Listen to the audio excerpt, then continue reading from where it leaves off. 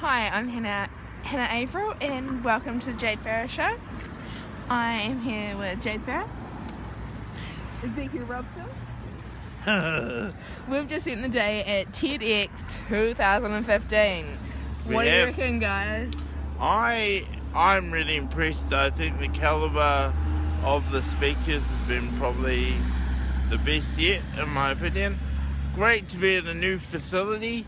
It was Ezekiel's first time, so Ezekiel doesn't know any better.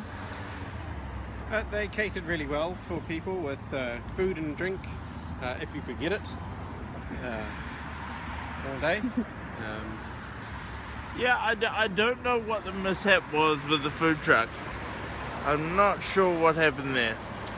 So, from my knowledge, what actually happened is they'd laid out plates of food ready for lunch. You're only supposed to take one plate, but people were taking more than one plate. They hadn't anticipated on that, so they had to Emphasis on the more than one plate. quickly whip up another 1,000 plates, I think it was about. So we made the smart choice and didn't wait around in line. Who's your favourite speaker for the day? My favourite speaker... Let me just think of this. Maybe ask Ezekiel. Well, it would be a close race, I think, between Tamaiti, who is a well-known activist for Māori sovereignty, but has some really important points to make about respecting people's culture and traditions and rights to be who they want to be. And the other one, which was one of the first speakers, Hong, who spoke about creating 3D printable ophthalmological So instruments. you actually like the toy? Because I was talking about, oh gee, I'm going to get this printed in a week, I'm going to play with it. And Ezekiel's like, oh yeah. One thing though, Jade, it's not a toy. Oh yeah, it's not a toy, it's a serious medical device. It's a way to bring technology to countries that have no way to afford the extortionist fees that manufacturers charge for medical equipment. I mean, the only reason these things are expensive is because of the price that people charge for them, not because they're actually expensive to produce. Who's your favourite speaker? Yeah, definitely for me it was the ophthalmology dude with the 3D printed, yeah, what do you call that microscopic device?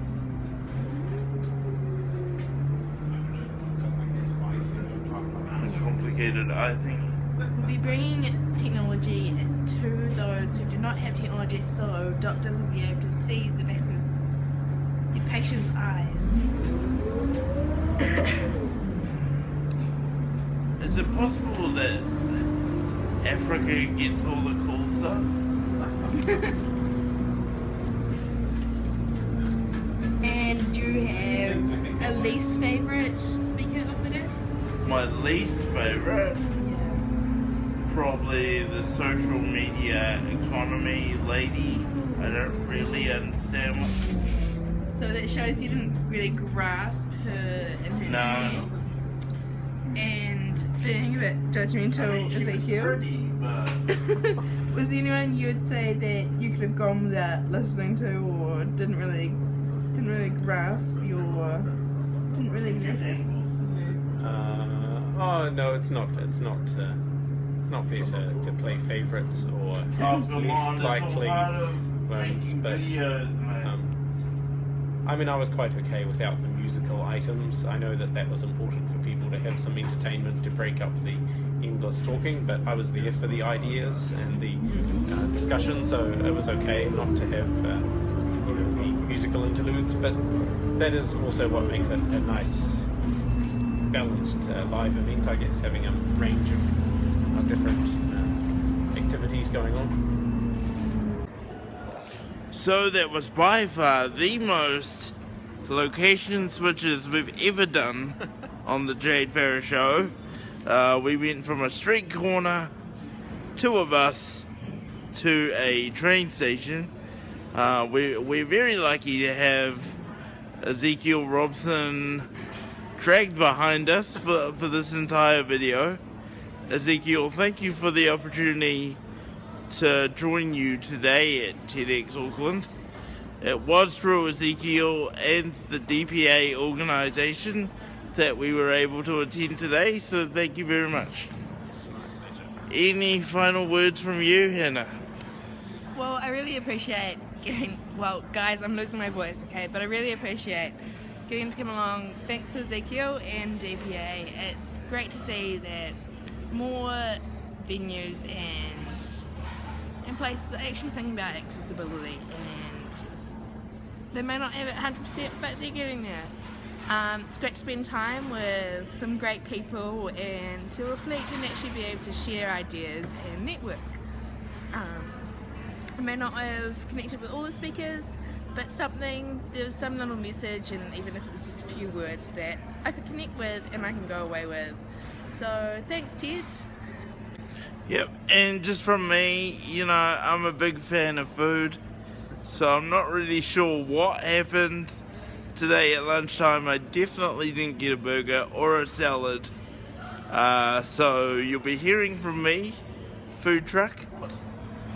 I was Whether it could have been that food could have been in slightly a different area, and there could have been... I think there should have been reserves as well. Yeah. There should have been VIP packs set up for the Jade Farrar show and associates. Well, I think it should have been more that they should put it out gradually, and they should have had someone monitoring the tables instead of placing it all out on about 6 tables. So I think that's disappointing a lot of people. But yeah, I did get a bit awkward when one lady said to the presenter that best part of her day was it was fun seeing sign language. It wasn't that it was mobility or disability. Yeah, that's a bit of a grey area there. It was fun seeing it. Like, is that appropriate or is that not? Yeah. Well, no, it's not. Ezekiel, you're the censor for us all. Tell us. Yeah. Like, it's the same thing as, I mean, it's basically treating sign language as a novelty, as something that's a curiosity or a fun thing, something to be considered fun or funny. So, like, right at the beginning, the guy saying, "I wonder what sign language for grinder is," it's kind of like it's reducing it to a less than respectful level that you would think is appropriate. So it would be kind of Mind you, being the balanced person that I am, Maori Language Week was started by saying that Maori language is sexy. I mean, it's just not acceptable to point out something about an exterior factor that you can observe. It's just to point out something you can observe and say, "Hey, isn't that a curious thing?" It's kind of like just. I mean, it wouldn't be right for a host just to say, "Hey, there's a woman standing over there. Ha, it's a woman." Nowadays there's nothing unique or unusual about that, because like we see women speakers and can be allowed out in society without What? without an adult male. Joking. I don't want feminists all over my comment section. Thank you. It's not like there has to be constant supervision, anymore. If there ever was, I don't know. But I'm just saying that it's still treated as something that can be pointed out as something that's unusual. Ezekiel, I want to pull you up on something. You noticed there was a comment made about having a normal life. Would you mind, for the benefit of viewers, to talk about that? What your feelings were behind that comment? Okay, well, there was a presenter who was talking about some very worthwhile work, making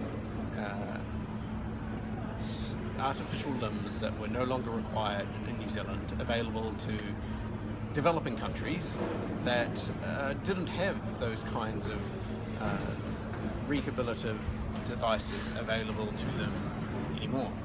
That's worthwhile work, and it's good sustainable practice to get rid of stuff that, you know, our technology is advanced beyond that point, or whatever it is, surplus requirements, so you send it off to a country that needs it. I mean, we see this with things like people sending old phones off to other countries and things. But at the same time, we've got to remember that a whole lot of the people who are involved in rehabilitation work, like trying to help people get artificial limbs, are doing it because they think that if they cannot restore the person to being bipedal anymore, you know, having 2 legs or 2 arms or whatever, Bipedal. then they are not. Why do I want to giggle when I hear that? That's a new word. Sorry, I interrupted. Then they'll think that they're not doing a good job, and they'll think that they're failing the person because the person will not be a whole person if they don't have the same number of limbs that they had previously, even if they, you know, one of those is an artificial limb. So it's just that idea that, you know, sending these limbs overseas gives people the opportunity to have a normal life again. It has a particular view of disabled people, which we don't want that way of thinking to be so fixed in people's minds that they wouldn't also appreciate that some people who can't have, for whatever reason, the use of a artificial limb, that there's nothing wrong with them, or there's no problem about that. I mean, because, you know, artificial limbs aren't for everybody, yes, and the idea that you can only have a normal life if you have an artificial limb is too narrow of a view that we wouldn't want people to have that fixed in their mind as equating to normal life. So, in summary, I guess, you've had a chance to reflect on all of the ideas worth spreading today. What's next for the disability sector?